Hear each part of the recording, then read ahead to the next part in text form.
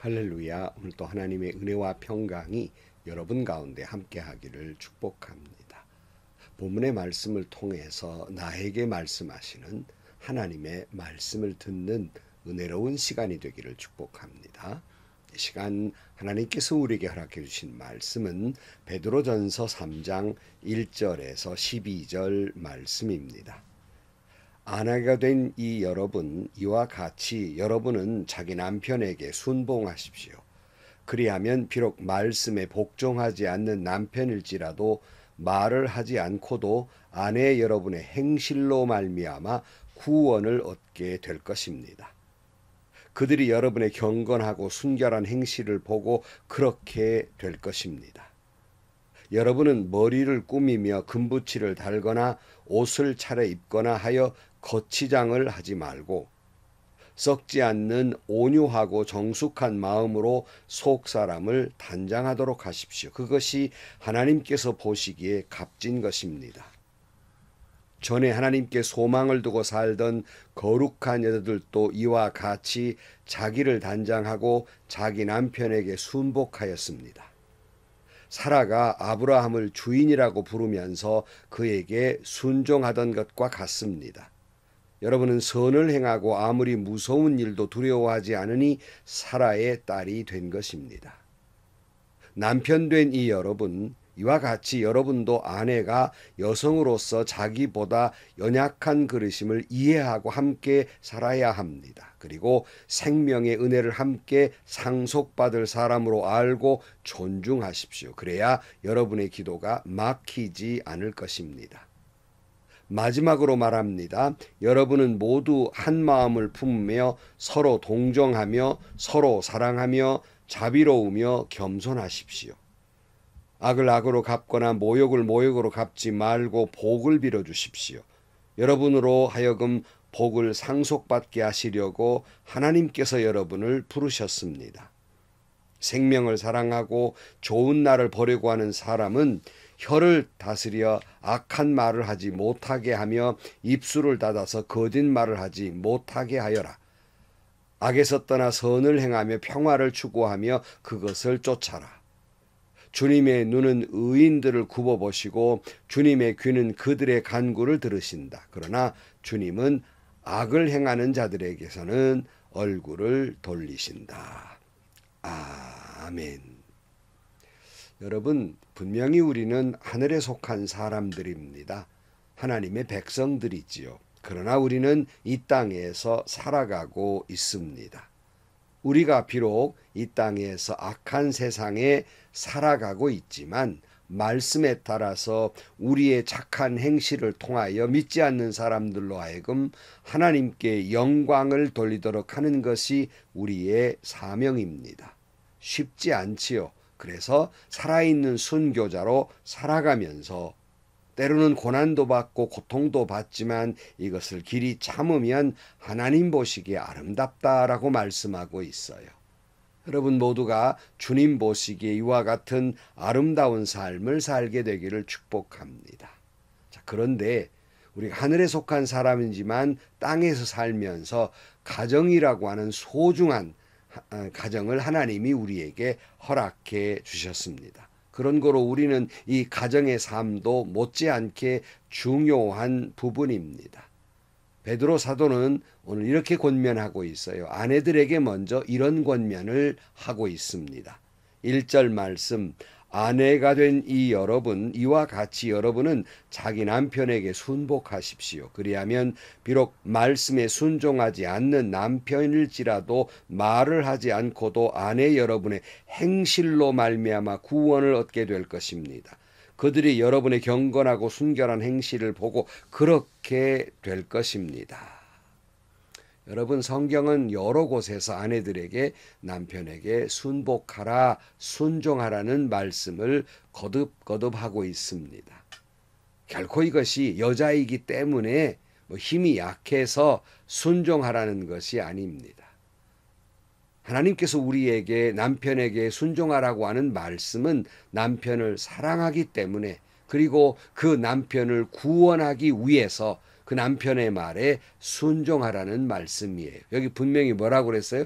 행여나 믿지 않는 남편일지라도 그를 존경하고 사랑하는 태도를 가지라는 거예요. 그래야 그 남편이 감동하게 되고, 그래야 그 아내의 착한 행실이 복음이 돼서 그 행실로 하여금 남편을 구원하게 된다는 말씀이에요. 아내된 여러분, 어렵지요, 힘들지요. 하지만 남편에게 순종함으로 말미암아서 남편을 구원으로 이끄는, 그 목적은 구원에 있기 때문에 구원으로 이끄는 여러분들이 되시기를 축복합니다. 오늘 본문 3절 말씀에 보면 이렇게 말씀하고 있어요. 여러분은 머리를 꾸미며 근부치를 달거나 옷을 차려 입거나 하여 거치장을 하지 말고 썩지 않는 온유하고 정숙한 마음으로 속사람을 단장하도록 하십시오. 그것이 하나님께서 보시기에 값진 것입니다. 하나님께 소망을 두고 살던 거룩한 여자들도 이와 같이 자기를 단장하고 자기 남편에게 순복하였습니다. 그랬어요. 여러분, 여성들 가운데에는 명품을 휘감고 강남 여인처럼 보톡스를 맞고 그저 아름다움을 추구합니다. 이것이 꼭 잘못됐다고 말씀드리고 싶은 생각은 없어요. 그러나 그보다 더 아름다워져야 할 것, 그런 노력보다 못지않게 더 노력해야 할 부분은 속사람의 아름다움이에요. 그 영혼의 아름다움이라는 말씀입니다. 그것은 오늘 본문에 온유하고 정숙하고 단정한 마음이어야 속사람이 아름답고 하나님 보시기에 값지고 아름다운 사람이며, 사람들 보기에, 특별히 남편이 보기에 아름다운 사람이 되는 것입니다. 그러니까 여러분, 음녀들이 아무리 금붙질을 하고 수술을 해서 아름다운 눈을 꾸미고 명품으로 휘감고 화려한 의상으로 치장을 하고 짙은 화장을 해서 꾸민다 할지라도 그 영혼이 올바로 되지 않으면 그 모습은 천박하게 보입니다. 다 표가 나게 돼 있습니다. 그러나 믿음의 정숙한 아들이나 평생을 남편과 자식들을 기도해온 어머니는 비록 화장을 하지 아니하고 주름은 늘었고 또 화려한 옷을 입지 않고 금붙이 은붙이 그 치장을 하지 않는다 할지라도 그 속사람이 그 아름다운 영혼을 가지고 있기 때문에 존귀한 모습이며 진정한 아름다운 모습이며 하나님 보시기에 아름다운 것입니다. 6절 말씀에 보면 사라가 아브라함을 주인이라고 부르면서 그에게 순종하던 것과 같습니다. 여러분은 선을 행하고 아무리 무서운 일도 두려워하지 않으니 사라의 딸이 된 것입니다. 그랬어요. 사라가 아브라함을 주라고 불렀잖아요. 그처럼 이 주라고 불렀다고 하는 건 존경 어린 순종을 했다는 말씀이에요. 물론 여러분, 아내된 여러분, 남편들이 여러분의 사랑이 필요하지요. 그러나 더 절실히 필요한 것은 남성들은 아내의 존경심입니다. 그러니까 아내들이 존경 어린 마음으로 순종하는 것이 필요하다는 말씀이에요. 여성들에게 남편의 사랑이 절실히 필요하다면 남성들에게는 아내의 존경이 절실히 필요한 것입니다. 신앙의 아름다운 모습으로 여러분 사랑받는 아내가 되기를 원하신다면 남편에게 존경 어린 마음으로 순종하십시오. 좀 전에 말씀드린 대로 순종할 만하지 못하다 할지라도 여러분의 순종하는 그 착한 행실이 여러분의 남편을 옳은 대로 인도하고 또한 복되게 인도하며 구원에 이르게 할 것입니다. 여러분의 남편과 가정을 구원하시기를 축복합니다. 그러나 남편들에게는 오늘 본문에도 이렇게 말씀하고 있어요. 7절 말씀에 남편이 된 이 여러분, 이와 같이 여러분도 아내가 여성으로서 자기보다 연약한 그릇임을 이해하고 함께 살아야 합니다. 그리고 생명의 은혜를 함께 상속받을 사람으로 알고 존중히 여기십시오. 그래야 여러분의 기도가 막히지 않을 것입니다. 그랬어요. 남편 된 여러분, 하나님께서 여러분의 아내를 여러분에게 허락하신 것은 어떤 남성의 힘이나 완력으로 그 힘이 없는 여성을 억압하라는 것이 아니라 연약한 그릇이기 때문에 충분히 아내를 이해하고 그 힘과 그 완력을 가지고 아내를 억압하는 것이 아니라 아내를 보호하고 지키고 사랑해 주라는 말씀이에요. 어떤 남성들의 힘의 우월성과 지배적 위치에서 독재하는 남편들이 있어요. 그건 진짜 남편, 뭐 마초 같다고 그러지만 그거 진짜 사내다운 모습이 아닌 것입니다. 오늘 본문에 뭐라고 그랬어요? 아내는 구원을 함께 받을 같은 위치의 사람이라는 거예요. 그래서 아내를 존중하라는 겁니다. 같은 위치에 두라는 말씀이에요. 그러니까 아내와 아내의 생각과 아내의 의견을 존중해야 한다는 말씀입니다. 그래서 여러분의 가정을 행복하게 하는 남편 된 여러분들이 되시기를 축복합니다. 아내가 행복해야 가정이 행복하다는 말 잘 알고 있지 않습니까? 그냥 나온 말이 아니라 진리의 말씀이기도 해요.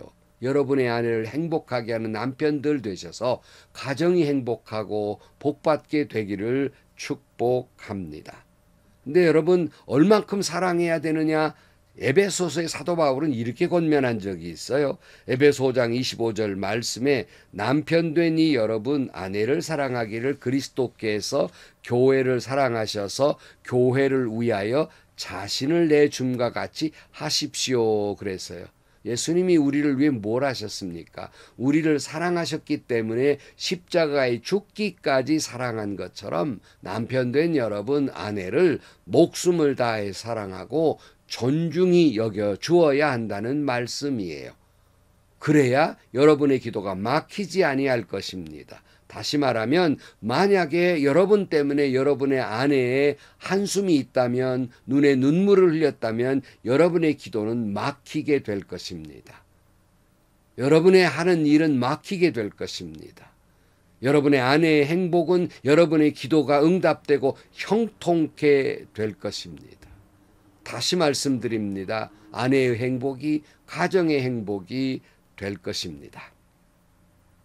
그 다음 말씀 베드로 사도는 마지막으로 하늘에 속한 신앙인으로서 아주 기본적인 마음을 이렇게 하라고 말씀하고 있어요.